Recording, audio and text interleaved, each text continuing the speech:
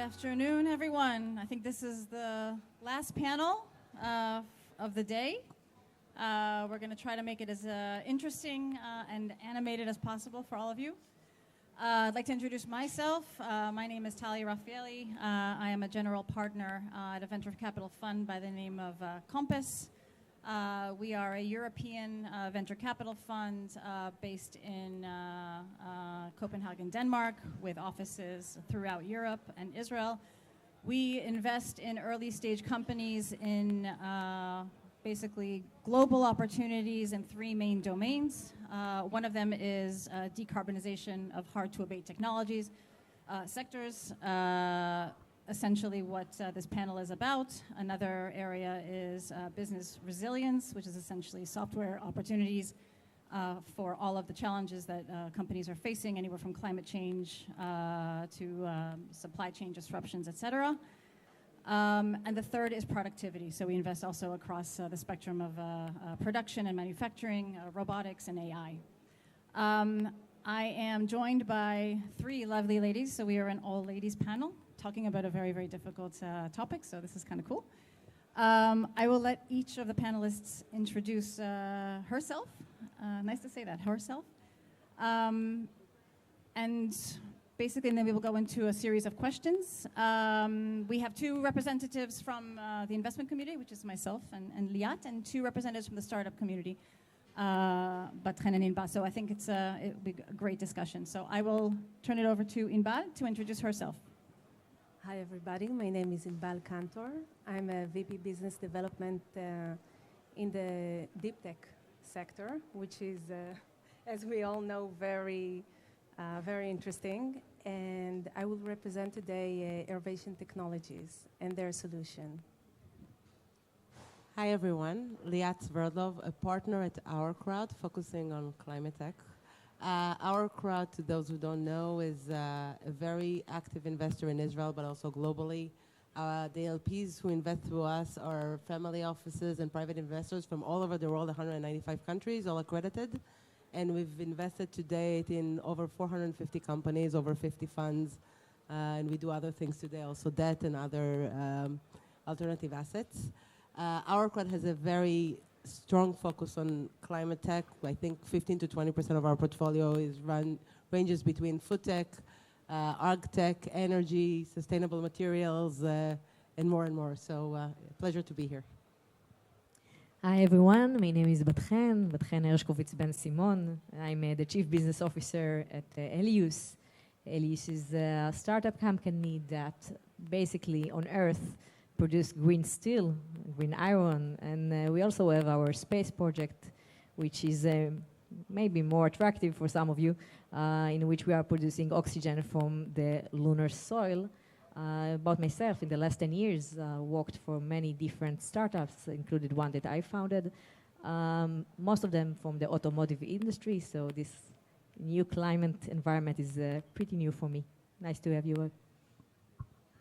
Perfect. So we will start with Inbal. Inbal, if you don't mind, first of all, let's define what hard-to-abate industries is and what we think distinguishes these industries from others, particularly around timelines when it comes to scaling of companies vis-a-vis kind of conventional technologies. Right. So first thing first, hard-to-abate industries differentiate from others by being very emission intensive.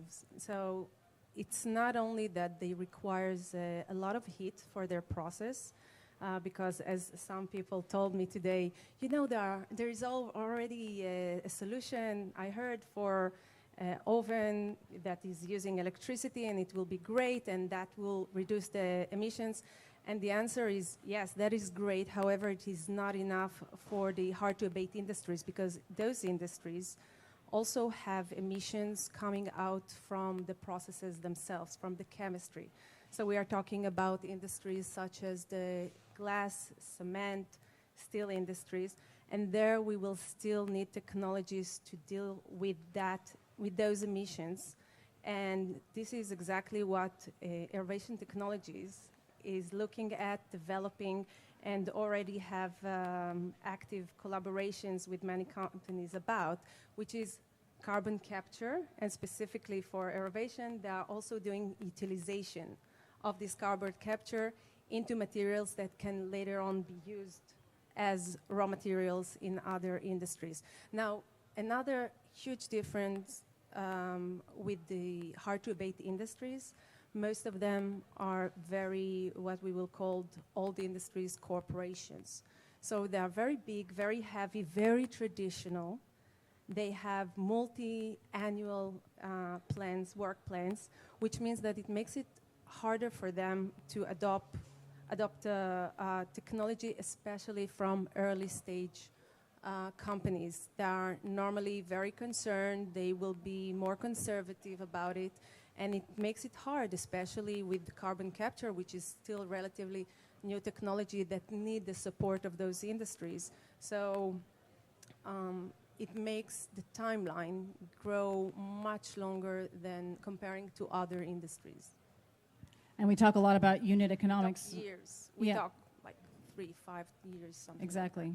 And on top of the longer timelines, we also have the issue of unit economics, where I think startups are constantly questioned around how can they be competitive if they're, you know, a decarbonization solution. So let's say, for example, green cement, green steel, you know, green aluminum, all of these materials. How do they compete from a unit economics perspective? And what about green premiums? Do we believe that essentially they should rely on green premiums, you know, in the industry, or should we not? And so I would ask Liat this question. Liat has invested in a number of companies in this space, including green cement, obviously green steel. Can you comment a little bit about why you think the green premium is not something that companies should rely on? Thank you. So regulation are here today to help the companies, and that's great.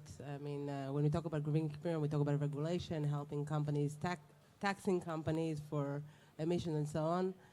But like everything in life, these are the priorities today. We don't know what will be the priorities tomorrow, even though we think they should become more and more of the mainstream. And that's why usually when I look at companies, I really look at companies who can at least prove at this point in time, whether it's early, we don't know if they will be reaching it, but that they will compete on price and not depend on the green premiums. And there are ways to do that. I mean, if we go, you mentioned cement, so we're invested in one green cement company, and what they do, one of the things that they do is replacing a very polluting material, which is the regular cementitious material, which is responsible for 8% of global CO2 emission in the world, in a different one that has zero pollution. It doesn't require more heat than any other regular cement. And they're taking that material for widely available feedstocks everywhere. So transportation is not needed, the feedstock is not a problem, and it's not expensive. It's actually widely available and cheap. And that's one way to show that they can get there. It's also because it's widely available, they can put their, eventually what they're doing everywhere. So that makes it much not so capital intense in the future. And these are things that we look at usually when we look at companies. So I think it can be achievable. Yeah. I heard an interesting statistic now from regarding the steel industry. So the steel industry essentially produces 1.9 tons of CO2 for every 1 ton of steel that is produced. So if we think about an industry that is a target for decarbonization, obviously the manufacturing of steel is one of them, and that is essentially what Helios is doing. So, Batchen, maybe you can say a few words kind of how you view the whole approach of unit economics. How are you guys compared to kind of the conventional steel industry when you're up against, you know, these larger players, and then how do you tackle that challenge? Sure. So basically, we believe that we have to compete with the existing price of the dirty steel that is manufactured today. We believe that the concept of green premium won't last. People won't be able, regarding to their willingness, to pay 3 times, 4 times, 5 times more for the same steel just because it's green. And I just wanted to show you this is like green iron. It's not green. It's exactly the same. The same gray one. But when we produce our green iron, which is the material that you produce green steel from, we have zero direct emission of CO2. And this is because we have a different and novel kind of technology to produce this very important material to the humanity. Before I joined Elius, I never thought about it, that everything that you are seeing around you is steel. And your cars, and your home, and all the built environment, everything is from steel. And this is the reason why today humanity produce and use around 2,000 million tons of steel a year. So we understood that steel is very, very important, that steel is very, very dirty, and you cannot take green premium for that. So our approach, especially to our investors, it's to create the unit economics that compete in that, and our green iron is even cheaper in some ways than the dirty one that is produced today, just because we don't have any other choice.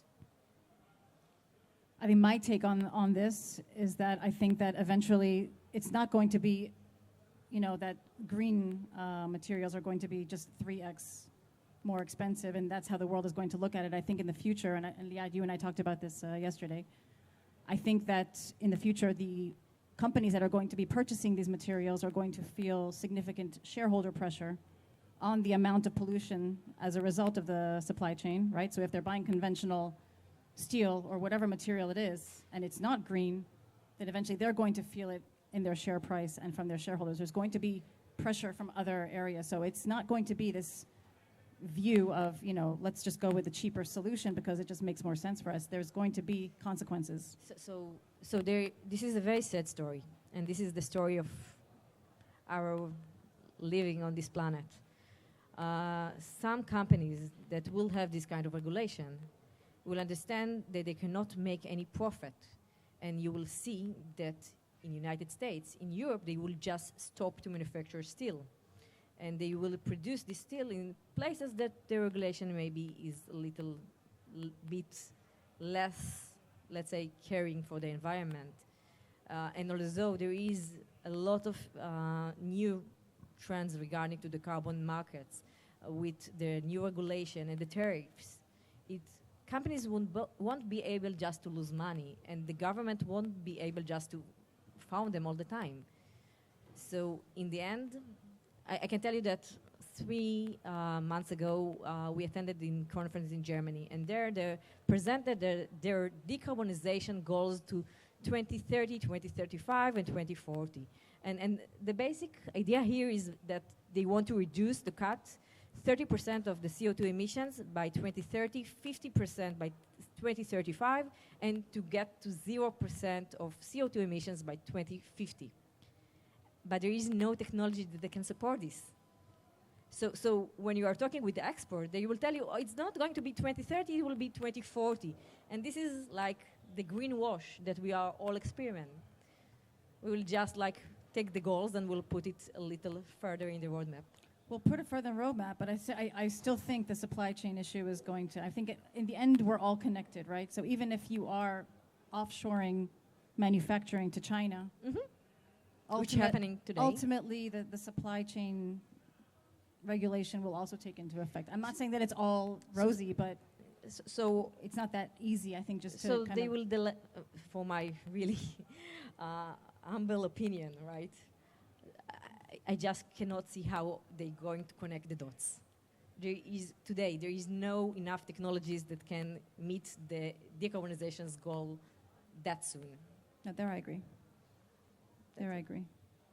Inbal, let's talk a little bit about the scale journey, specifically what Airovation has had. Can you comment a little bit? Because I think a lot of times we're talking to people who are in the early days of their companies, and a lot of questions around how do these companies scale, and what does that journey look like from the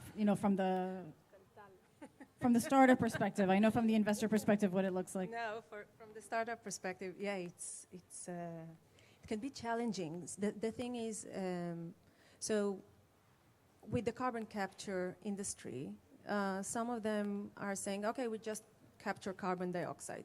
And then somebody else will decide what to do with it.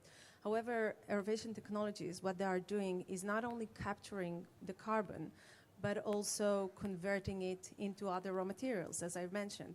So now there is another question. Okay, who is bringing the raw materials for the process? What are we doing with the byproduct after you capture the carbon? And that requires to develop a value chain. And also the scaling up really heavily depends on collaboration with corporates. This is not something that a small company can do. And then there is the need to develop both of those relationships simultaneously in order to support each other. So what Airovation did, for example, in Japan, whoever of you that heard of ENEOS, it's a huge oil and gas company that has 10 SMRs in Japan. SMRs, whoever doesn't know, steam methane reforming, which means they are producing hydrogen. However, it is producing gray hydrogen, and then there is a need to convert it into, to decarbonize this gray hydrogen, meaning capture the carbon dioxide. So their Airovation technologies come into the picture and helping them to convert it into the blue hydrogen. Now, ENEOS won't allow any, let's say, outsiders, let's be honest, enter their factories and build factories to capture carbon dioxide inside. So there was a need to build an MOU, a relationship, an MOU with Toyota Tsusho, which are, by the way, a fantastic partner. We already had a pilot with them, successful. And so Toyota Tsusho, which is, they are the building company, they will build the factory at ENEOS. So ENEOS are like, okay, fine, we can deal with that. Those are Japanese, good for us. But who is going to bring the raw materials? Who is going to take the offtake? Because we are an energy company. We have no interest whatsoever in dealing with that.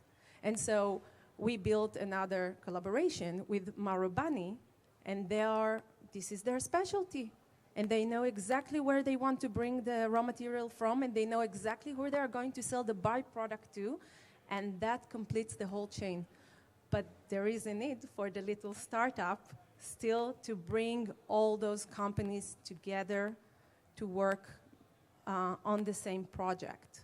So That's really interesting. And so we have collaborations from strategics, obviously on the scale-up journey, but we also have them on the investment journey, right? Liat, maybe we can talk a little bit about, I mean, a lot has been mentioned today around financing of climate tech companies, right? And what that looks like over time. Once these companies get to the B, the C series stages, we need the participation of a number of different entities, not just venture capital funds, not just equity investments. Strategic partnerships is one of those, so strategics can come in and help finance some of these companies, but we need other solutions as well. Can you comment a little bit about what you've seen in the market? I know we've discussed this topic a lot, but from your perspective. So we discussed it a lot, and I'm assuming it's been discussed not just by us today, but I think for the strategic partners, not only the money is required, actually companies in the hard-to-abate industries, when they move from pilot stage to the first of a kind, which you probably heard that term today, in order to get financing, they really usually need to prove that there is someone who's going to be interested in what they're going to actually produce. So offtake agreement needed to be in place with the partners, or repurchase agreement for their first plant and so on. But I wish it was that easy, that even if when you get that, you can get financing easily. It's not so easy. So you have to have different stakeholders around the table. There will be some project financing that is available, not much, because it's the first of a kind, but there will be some. There will be some strategic partners around the table. You're still going to need some people to give you the equity. And if you're lucky and you raised enough from your existing investors who were willing to take the risk even before you got to that stage, that's great. When you need to get to external investors, that's where there are less investors around the table, and that's been challenging. People need to be creative and find solutions, and I'm not sure I know what the right solution is, but I've seen different cases of different type of VCs or CVCs coming in, and it's still an issue. It's still a problem that needs to be solved. It's a big challenge. And a gap in the market. Yeah. And from your perspective, Batchen, because we're talking a little bit about kind of the involvement of strategics, kind of from on your journey, because you had the partnerships and the business development. Can you talk a little bit about your journey to market penetration, the leveraging of strategic partnerships and these relationships, how they have helped you, over time, and just kind of your journey as well? Yes. So first of all, it's very, very important to get investments from smart investors. It's not just the money. It's the support, it's the knowledge, it's the network, it's the connection, it's the way of our investors to support us. For example, we have one major mining company in our cap table. We have another holding company that has steel manufacturers and engineering company in our cap table, and it's more than just the money. It's the fact that we can receive their support for that. But when you are talking about market penetration, we need to understand that there is, since it's hard-to-abate industries, and they are very conservative, and they wish to decarbonization their industry, but their willingness to adopt new technologies, extremely new technologies, is less than expected. You need to understand that you need to do some changes. For example, if you want to build a machine that can replace the existing one, the one that the blast furnace or the DRIs, the one that actually produce between 1 million to 2 million tons of steel a year, it will take us just to build, when we will have the design, between 5 to 7 years, and it costs between $1 to $2 billion. And let's say that I have this money, and let's say that I have this time, which we don't, of course, because as all of us, we are startups. Okay, so I have here a new machine that can produce, let's say, 1 million tons of green steel a year that cost me to sell to you 1 billion euro or dollar, whatever. Would you buy it for me? Probably not, because who are Helios? We are a new company. We have no reputation in the market. And we want to have the big names on this machine. We want to have the reliability on that. We want to have the reputation. We want to know this is going to work, because every second this machine won't work, they will lose millions, because it's going to shut down the entire production plant. So for Helios, we understood that we need to do some adoption, and we came with our idea to do modular furnace, a very small one, a semi-trailer size of furnace that can be first built very easy and very fast on an assembly line. We can send them everywhere in the world. We can put them wherever we want, and to give our clients the ability to explore them and to gain the confidence in our technology. So this was like one of the journey that we had in the last year, to understand that, okay, this is the industry and it's hard to abate. We need to do something with that. How we can do that? How we should report it?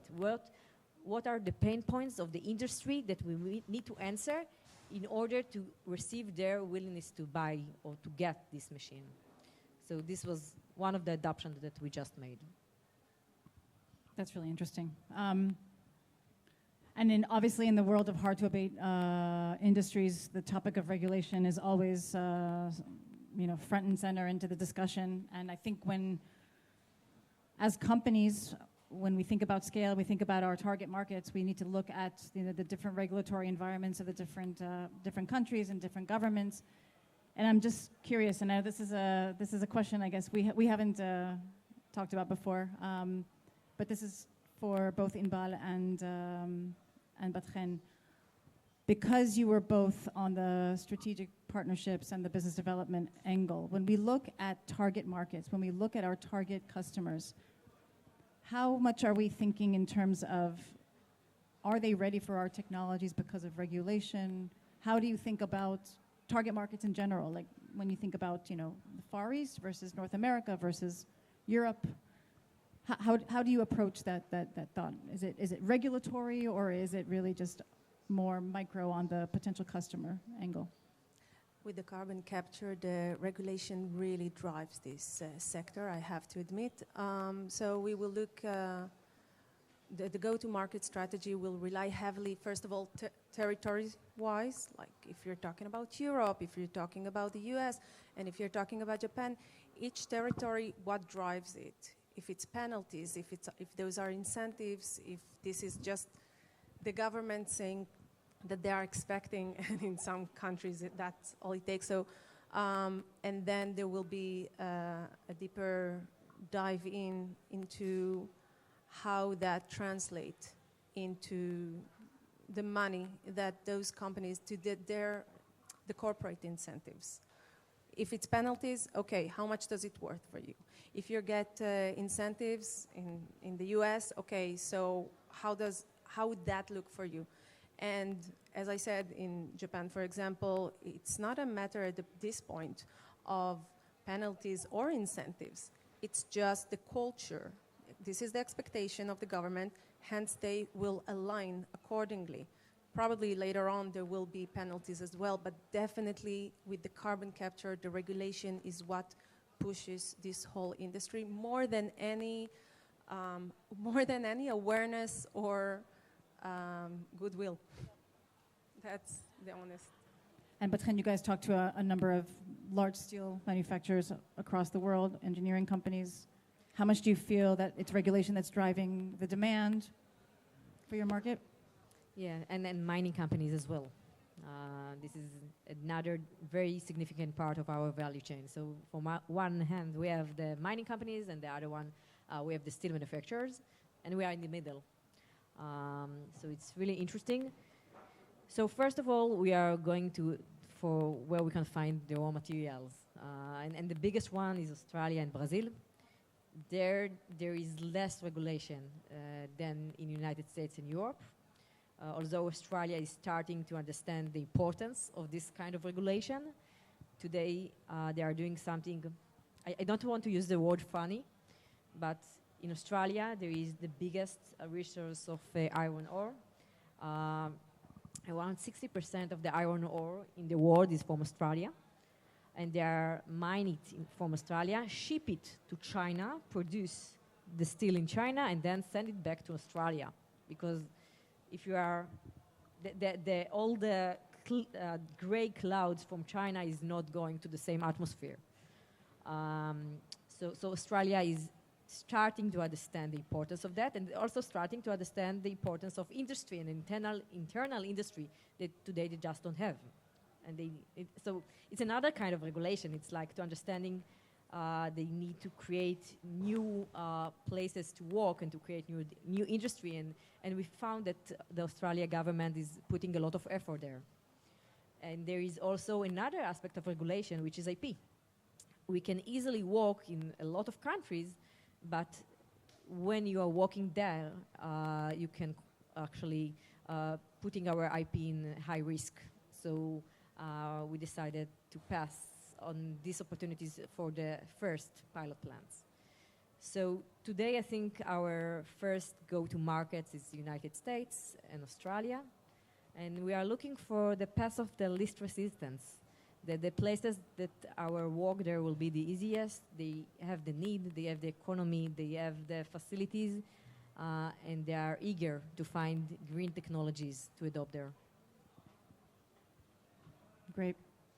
We are 2 minutes left in our panel. Perfect timing for the last kind of most important question. And I'll give it to Liat. If we were to look at some of the people in the audience who are budding entrepreneurs, potential entrepreneurs, dreaming of founding that, perfect climate tech company, and they were to ask you, what do I need to do to get your attention for you to invest in my company? What would be your answer? Excellent question. So first, I don't come before A round, so I have a privilege of the company growing into that stage.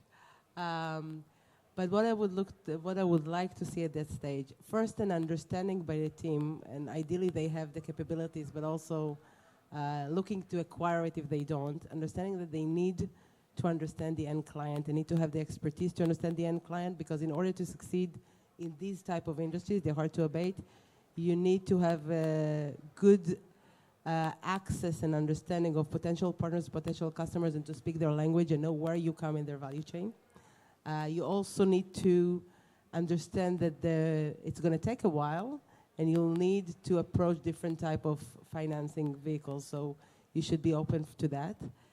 Second, I will look at the technology, not just to believe that it's there, but also to believe that it can scale. So really, it can be widely available, it can be potentially modular, it's various ways that could make me feel it can be a drop in technology. I mean, in these industries that are very risk averse, to go and change everything in their supply chain will not work. So things that are dropping, that coming into your regular processes will be key. And like we started saying, I will look at price at the end of that journey, because I do think that you need to be competitive regardless of green premium. It's key for the long run. Thank you very much. And we are exactly on time, so thank you very much, everyone.